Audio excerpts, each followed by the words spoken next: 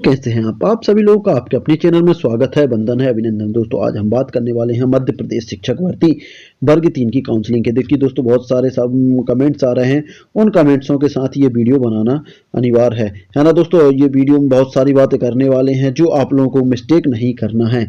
जी हाँ दोस्तों, इसके लिए आपको शुरू से लेकर अंत तक वीडियो को देखना होगा और साथ ही अभी तक चैनल पर नए हो, चैनल को सब्सक्राइब नहीं किया तो चैनल को सब्सक्राइब कर लेना है। तो दोस्तों शुरू करते हैं आज का वीडियो। देखिए दोस्तों, ये मध्य प्रदेश शिक्षक भर्ती वर्ग 3 की जो काउंसलिंग है उसमें आपको इन चीजों पर विशेष तौर पर ध्यान रखना है। सबसे पहले हम बात करें अतिथि शिक्षक की बात। अतिथि शिक्षक पर टिक करें या ना करें। देखिए दोस्तों, सबसे पहले तो मैं आपको ये क्लियर कर दूं कि अतिथि शिक्षक जिसके भी पास, देखिए दोस्तों, जिसके भी पास अतिथि शिक्षक है उसकी लिस्ट कम जाएगी। देखिए, नॉर्मल कैंडिडेटों की अपेक्षा अतिथि शिक्षकों का जो कट ऑफ रहेगा दोस्तों, कट ऑफ रहेगा वो कम रहेगा। इसलिए यदि आपके पास वैलिड मतलब यदि आपके पास सत्र की बात करें 3 सत्र हो और 200 दिन है तो आप अतिथि शिक्षक पर यस पर जरूर टिक करें, नहीं तो दोस्तों बाद में पछताना पड़े। तो सबसे बड़ी बात, देखिए दोस्तों, बार कमेंट्स आ रहे हैं, बहुत से लोगों ने कमेंट्स किए हैं कि सर हम अतिथि शिक्षक पर टिक करें या ना करें।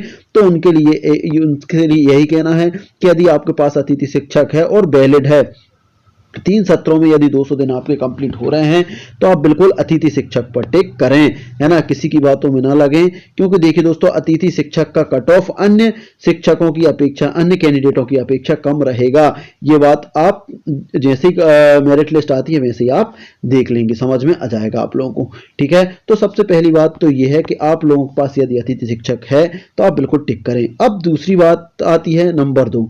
नंबर 2 क्वेश्चन पूछा जा रहा है, वर्ग 3 में भी नाम रिपीट होंगे क्या? तो देखिए, वर्ग 3 में देखिए, वर्ग 1 व 2 की भांति, वर्ग 1 और 2 की भांति क्या वर्ग 3 में भी नाम रिपीट होंगे? ऐसा क्वेश्चन आ रहे हैं। तो दोस्तों मैं आप लोगों को क्लियर कर दूं कि वर्ग 3 में कोई नाम रिपीट नहीं होंगे। क्यों नहीं होंगे? कि देखिए, वर्ग 1 2 में नाम रिपीट इसलिए हो रहा है कि पहले यह संयुक्त रूप से काउंसलिंग नहीं हो रही थी, है ना, संयुक्त रूप से काउंसलिंग नहीं हो रही थी, लेकिन वर्ग 3 में संयुक्त रूप से काउंसलिंग हो रही है, इसलिए यहां नाम रिपीट होने की कोई चांस नहीं है। जबकि वर्ग 1 2 में क्या हो रहा था?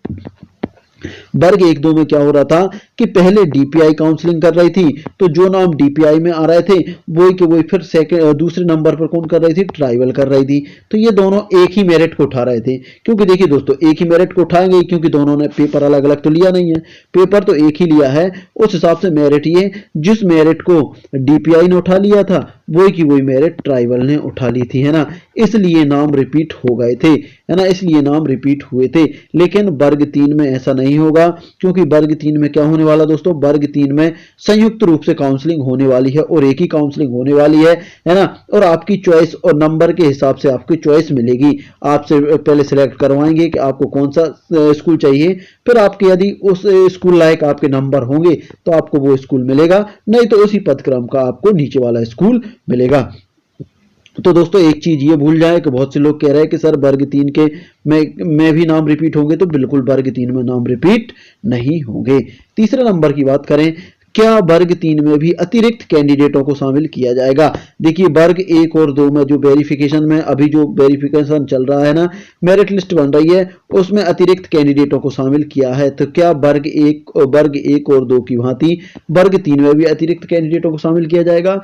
तो मैं आप लोगों से कहूंगा कि वर्ग 3 में कोई अतिरिक्त कैंडिडेटों को शामिल नहीं किया जाएगा। क्योंकि देखिए, इसमें क्या होगा, इसमें जो आपकी पोस्टें रहेंगी, जैसे मान लीजिए 17,529 पोस्टें रहेंगी, तो पहले तो 17,529 लोगों की मेरिट सूची जारी होगी, ठीक है ना। उसके बाद बैटिंग की बात करें तो बैटिंग में क्या है दोस्तों? बैटिंग में इसका 50% मतलब 50% मतलब ये समझिए कि 50% की बात करें तो लगभग 8,000 लोगों की मेरिट जारी होगी, है ना, बैटिंग कैंडिडेट के लिए। यदि 50% लेते हैं, यदि 25% लेते हैं तो 4,000 लोग लगभग जाएंगे किसमें दोस्तों? मेरिट उस बैटिंग में, है ना दोस्तों। तो अब वो कितना ले रहे हैं, है ना, उसके ऊपर डिपेंड करता है। बाकी जो मेरिट रहेगी, जो ओरिजिनल मेरिट रहेगी वो 17,529 पर रहेगी, है ना। इसके साथ कोई अतिरिक्त कैंडिडेटों को सिलेक्ट नहीं किया जाएगा डॉक्यूमेंट्स वेरिफिकेशन के लिए, है ना। हाँ, बैटिंग वालों को बुलाया जाएगा, तो ये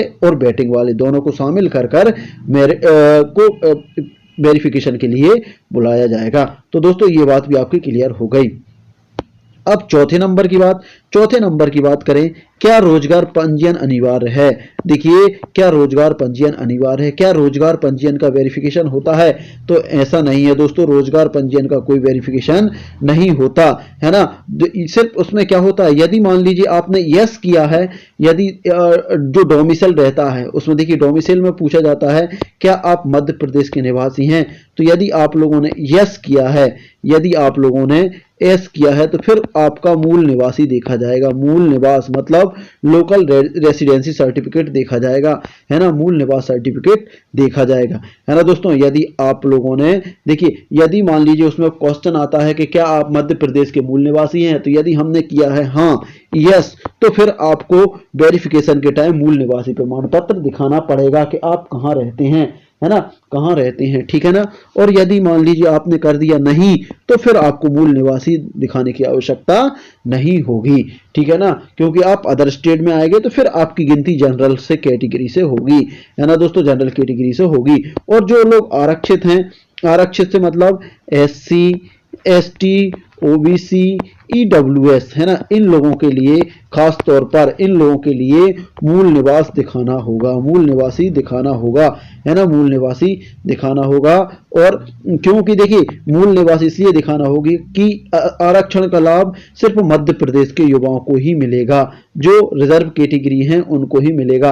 आप कहें कि आप जनरल से हैं तो आपको मूल निवास प्रमाण पत्र दिखाना होगा, तो यहाँ पर दिखाना संभव नहीं है, है ना, यहाँ दिखाना अनिवार्य नहीं होगा, क्योंकि जनरल पोस्ट रहती है सबकी, तो इसमें अदर स्टेट वाले भी आएंगे, जो अनरिजर्व ओपन रहेगी उसमें अदर स्टेट वाले भी आएंगे, इसलिए यहाँ मूल निवास दिखाना आवश्यक नहीं रहेगा, ठीक है ना। हाँ, यदि आपने यस किया मूल निवासी तो उस टाइम आपको दिखाना पड़ सकता है।